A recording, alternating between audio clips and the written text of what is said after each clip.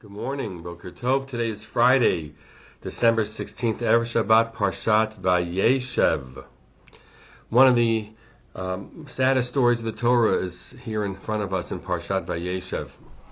It's the story of brothers who come to such a low point that they are ready to do what they did here, and eventually Yosef is almost killed, and then left to die, and then eventually is instead sold as a slave by his brothers.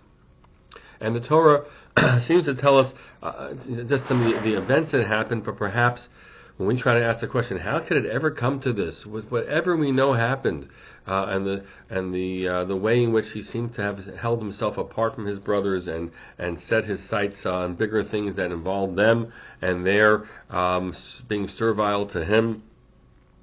All of that doesn't still bring us to this point, unless you sort of describe some of the dynamics. And this is what the Torah says, as Yosef is coming to find them, and they are up shepherding, we're told, further north in Dotan, and he can't find them there. And Vayiru, here we go. Vayelech Yosef achar achav vayimtzeim b'Dotan, and Yosef followed after his brothers, and he found them in Dotan. Vayiru oto merachok, and they saw him from a distance coming. Uveter mikra lehem, and in advance of him coming close to them. Vayitnaklu oto lahamito, and they plotted a way to kill him. They conspired to kill him. And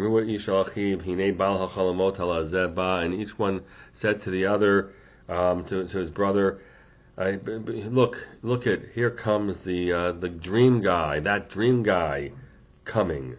Let's go kill him, and they will throw him into one of the pits, etc., etc. Those lines, those words reveal so much. What it means to, on the first hand, not see somebody from up close, but to make decisions about someone from far away. Of course, they've known him from up close. He's looking to create a better bond with his brothers at this time, and they're not able to see it. They keep him at a distance in their minds. They already make their plans. And that phrase, Vayitnaklu oto lahamito, on the one hand, the commentaries will say, it describes how they already work out a plot to carry this out. But listen to the words of the Seforno. Vayitnaklu oto lahamito, v'hinei gira katuv ki tziyaro b'libam.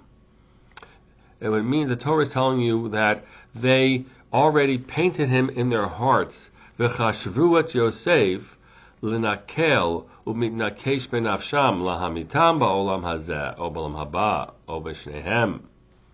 What is happening here is that they, Vayitnaklu oto lahamito, means that they have allowed themselves to paint a picture that he is a mortal threat to them.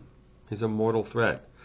It's not their conspiring so much as their decisions, or to read him as the one conspiring against them. And once that's the case, then they have to save themselves. They have to protect themselves, because he really is posing a mortal danger to them.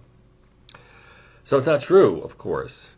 And do they really believe this? And I don't know what the answers had. In a reasoned way, if you would have taken them through their cognitive, thinking here, instead of where would they go with it, and what are the cognitive distortions that are in place, and how would you challenge them?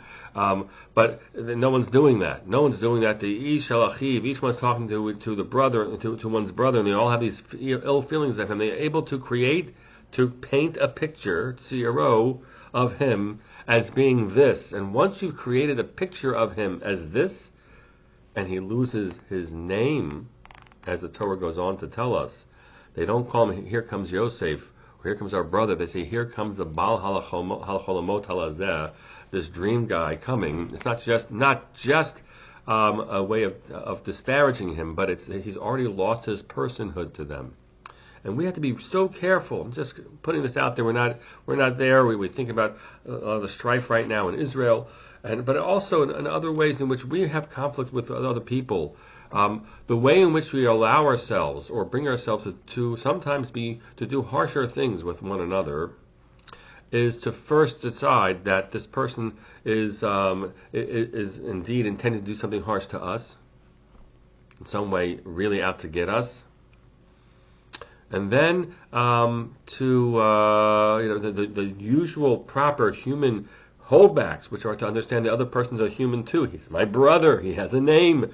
But we kind of strip that away by creating someone just to be a category of someone or a version of someone, but not the real human, allows us to then go in ways that we would never otherwise allow ourselves to go. And that's the warning here, a warning here, folks, to not allow the cognitive distortions to set in the first place. And then at the same time, to never lose sight of the human being in front of us, because hopefully when you have that human being in front of you, not just from afar but from up close, you'll reassess what it is that you're thinking and about to do, if there's already something that you can plan, and be able to figure out a different way to live with one another. I hope we can do that, and with all those small things and big things in life as well. Wishing you all a Shabbat Shalom.